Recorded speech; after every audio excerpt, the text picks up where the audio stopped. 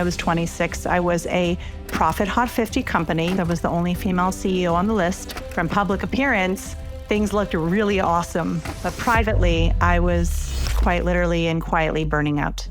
It was sleeplessness at night. I was not able to calm my racing thoughts. Everything aggravated me. Traffic, someone who wouldn't answer me quick enough. We ignore those little whispers that tell us that we aren't tuning in and honoring ourselves. We stay up later for those 3 more emails, and we work later and longer, and we go to bed late. The boundaries are not clear, not only with others, but with ourselves. So we need to create white space in our day. We need to move our bodies. We need to unplug. We need to make time for social connection. This is the most important thing that you have to grant yourself if you're not feeling your best right now: grace and compassion. A bad day is not a bad week, is not a bad month, is not a bad year. If you've been dishonoring your boundaries, if you are living in overwhelm, tomorrow is a new day. Self-care is not this hokey pokey word. It's not bubble baths and spa days. The self-care that I teach is real deep healing work. Burnout, it's a term that gets thrown around a lot these days. What does that word mean to you? I had started a company when I was 24, and our company was growing. We were publicly looking like things were awesome, and things were awesome for my business. By the time I was 26, I was a profit Hot 50 company, one of Canada's 50 emerging growth companies. I was the only female CEO on the list, top 30 under 30 entrepreneur, top 40 under 40 nominee. And I say this because from public appearance, things looked really awesome.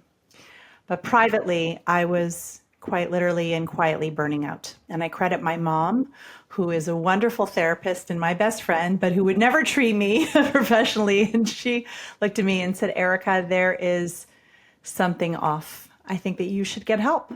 And so I did. But what that felt like for me was this agitation. It was sleeplessness at night. I was not able to calm my racing thoughts.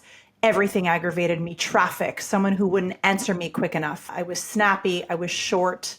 I was all consumed with growing my business. I became very kind of narrow-minded and fixated. And I just didn't feel calm in my skin. The difference I think that's important here to recognize is acute versus chronic stress. So acute stress is that feeling of, God forbid, we're in a car accident and our body, our cortisol's pumping, we're shaken up. Or we're nervous for that job interview or presentation. That's kind of acute stress when our cortisol is pumping. Burnout traditionally feels more like this chronic stress, where it's this hum, this continual level of overtime. What inspired you, though, to build your business around self-care? I got myself a therapist, Sandra. And what we discovered in therapy was Sandra knew how much I love what I did. I'm a passionate entrepreneur. And she said, "Erica, no one is telling you to dull your shine, pour water on your flames, stop doing what you do so well. Rather, complement it, balance it with a calming lifestyle and a toolbox of self-care and strategies." And Sandra suggested that I try yoga and meditation. And so Steve was a yoga and meditation teacher who came to my house once a week, and he taught me the power of my thoughts and bringing my body to a state of calm and calming my central nervous system down as I step on a yoga mat. I ended up selling that company, stayed home for 3 years, and then was so on the fence with what to do with my life. An entrepreneur at heart, I said, what is my next move? What can I do? I'm building a community of women globally who are stuck and on the fence, but in all different facets of their life, stuck in a dead-end job, loveless marriage, with their health, in a toxic friend, in a toxic job, and then really started diving deep into that world of balance and what it took to balance business and not burning out to keep myself healthy. And so 6 years ago, I became certified in yoga and meditation. And it was just a natural evolution of continuing to always in women empowerment and inspiration, but continuing to work with women with their minds and bodies. And so just self-care is just my thing. Self-care is not this hokey pokey word, and the self-care that I teach is not bubble baths and spa days, although we love those. The self-care that I teach is real deep healing work, soul searching, hard work. I want to go back 3-4 steps to the stage of overwhelm, because that's typically the entry point or the realization or the awareness that self-care is needed. What is the biggest mistake you see most women make when it comes to overwhelm? We ignore those little whispers that tell us that we aren't tuning in and honoring ourselves. So we stay up later for those 3 more emails, and we work later and longer, and we go to bed late. The boundaries are not clear, not only with others, but with ourselves. We need to create white space in our day. We need to move our bodies. We need to unplug. We need to make time for social connection. It takes work to be happy. See how she feels. See how it feels to wake up a little earlier, journal, grab your tea or coffee by yourself, just small baby steps. And when that feels good, it becomes easier to duplicate that, right? And continue that. But the same thing is for the other way. We're eating like shit. We're eating like crap. We're staying up late. Like how easy it is to continue on that path as well, right? If you are listening and if you are on that path, this is the most important thing that you have to grant yourself if you're not feeling your best right now. And that is grace and compassion. A bad day is not a bad week, is not a bad month, is not a bad year. If you've been dishonoring your boundaries, if you are living in overwhelm, tomorrow is a new day. I know for me, before I started my self-care journey, I didn't know how to take care of myself. Especially in my culture, self-care is just not taught. Like it's not discussed. It's not even a thing, right? So for me to learn that from scratch was quite a journey. It was also fun. You said I had to learn self-care.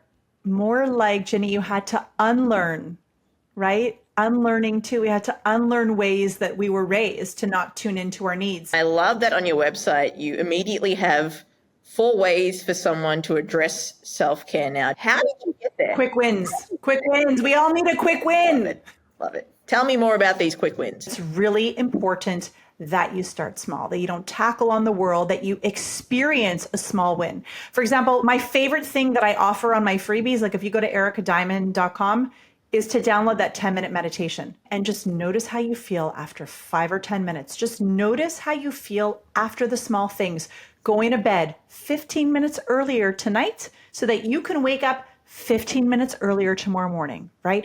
Just small steps. And then notice how you feel. It takes about 21 days to form a new habit, up to 6 months for things to become more automatic.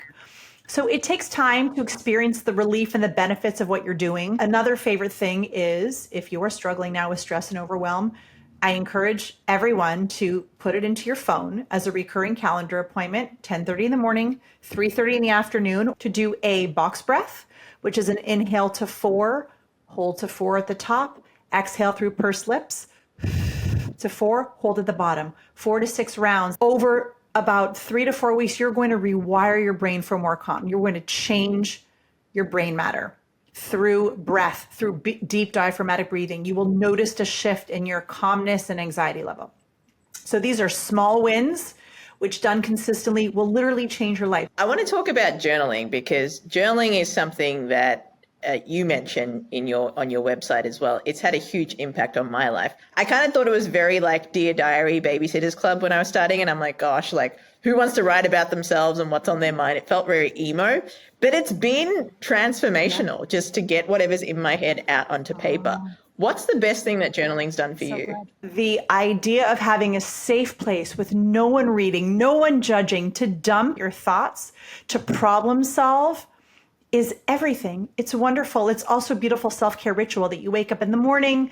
And again, it becomes part of your self-care routine. When we bring our brain to a place of what we have instead of a place of scarcity, when we go to a place of abundance, this makes us just, instead of looking at what everyone else has, it makes us feel so happy about what we have ourselves right now, even if it's not everything that we want to have. We are grateful for what we have now. What is the most grounding practice that you've incorporated into your life? My most grounding activity is definitely walking and breathing, for sure. Part of my bedtime routine is meditation. So breathing and walking, so simple. And by the way, let's talk about people saying, self-care is expensive and wellness retreats and wellness weekends. My 2 most grounding, effective, healing self-care practices are totally free. Walking and breathing. As an entrepreneur pre-2020, I had a very rigid morning routine, which involved a lot of self-care. But as my business grew and as, the world opened up again, that wasn't sustainable. And then, I fell in love. I live with my fiance. I have 2 little kittens. Couldn't quite fit the way that it used to. So self-care doesn't have to be this rigid, I must do these things. It can be quite fluid, right? Thank you for saying that, because so many people are shamed into self-care. And that bothers me, and they're shamed and they feel guilty if they don't do this 7-step morning routine, right? And I think that is such an excellent point. And that is a whole other thing, that if sometimes Ginni is a busy entrepreneur, it just doesn't happen some mornings. And so that's where grace and compassion come in. We do what we can. We do what feels good. And the most important thing is your self-care isn't my self-care. Self-care is not only going to yoga class, right? Self-care is whatever's pleasurable to you. And by the way, something to mention is that you don't even have to be good at it. Like knitting and golf can be your self-care. You can love that. You can be horrible at knitting and a terrible golfer. But if that's your way to disconnect, unplug, and be happy, that's your self-care. If you see behind me, that's my self-care. I love music. And at 49 years old, I took up drum. I've wanted to be a drummer my whole life. And Sheila E. was like Prince's drummer. And I've loved her my whole life. And my goal is to be Sheila E., I'm about 0.0000001% on my way, but that's my drum set. And I practice. It's how I practice. And that's my self-care, exactly what you said. We don't all wake up the same way every day. There are days where I know it's good for me to move my body. I don't feel like doing it. So if I was going to do, let's say a weight training, I say, you know what, today I'm just going to do a gentle yoga or a gentle stretch, because that's all I've got in me. So I've let go of judgment and expectation of myself. So I'm lowering the bar. But once I get started, you generally find some mojo. By showing up super chill and saying, Erica, you're just not feeling great today, just do what you can. That's where that grace comes in all the time, every day, all day, every day. This perfectionism will not serve us. It really doesn't. This is a perfect segue into my next question. I read a blog post that you wrote just the other week. You described self-care as it's about finding balance between opposites that both enrich our lives and challenge us. I'm wondering what inspired this realization, and what's an example of finding balance? Oh my God. I got to be honest. It's one of my favorite blog posts that I ever wrote. I thought it was so good. It came up to me. I'm like, you know why self-care is hard? Because it's about having the dessert when we want the dessert and about eating healthy. It doesn't make sense. It's about staying out late and partying and have the best time with your friends and being intentional about going to bed early. Self-care doesn't make sense. It doesn't. I get it. And I sat down. I'm like, this is why this stuff is hard, because it's both. And it's a dichotomy, and it's about dancing the fine line and the balance. And it's about knowing what you need in the moment. And we only know that by doing the work, right? So it's about knowing what you need. And that's why self-care is damn hard. Because how do we know what we need in the moment? Exactly. Right? And balance for me, I've been exploring that over the last year as well. I mean, balance in this sense is completely contextual and appropriate. Work-life balance, I've called quits on it because I don't think it exists. I believe more in work-life harmony. Because if I think of balance, me too. It's like standing on a fulcrum with my core tight. I've got a terrible core strength. I'm working on it, and juggling. Like it's just, for me, it just feels so unobtainable. But if I'm in harmony, wherever my attention needs to be, whether it is on work or life, as long as I'm feeling harmony in that space, that to me is what that work-life harmony is all about. So I love this concept of balance, because it is true. It doesn't have to be this or that. It can be this and that. And somewhere you find your own definition of self-care. I think also what you said is so good. And I don't think that we can look at a specimen of someone's life and say, oh, they're living, completely balanced. There are times where I've had to give up beautiful speaking engagements or really wonderful opportunities that I want to take because it's my son's French play and I don't want to miss it, right? And so that day, my career took a 0, but motherhood took a 10. It's a macro view instead of a micro view. And so I think the most important thing, like you said, is being present and in the moment. That is the biggest gift we can give ourselves, which is right now, Ginni, with you, I'm here. I'm in the moment. When our minds float off into the past, we often experience regret. When our mind drifts off into the future, that's about anxiety. The best place the purest way for you to live free and happy is in the present moment, because otherwise it's as if the moment never happened. Why do you think that your approach and your messaging resonate with so many women? Because I come with integrity and honesty and truth, and I hate stuffy experts who are like, oh, they're preachy and they know everything, and they live in complete disalignment with their message. I fully am who I am online and social media and real life. I don't have all the answers. but damn well I've done the work. I have done the work. I'm confident in my message. I'm just honest. And I think that people gravitate towards truth tellers and honest people. Well, Erica, I could sit and talk to you for hours about self-care. Thank you so much for being on the Ginni Show. You've been an absolute legend to have. I'm excited to kind of listen back to this episode, get more thoughts on self-care.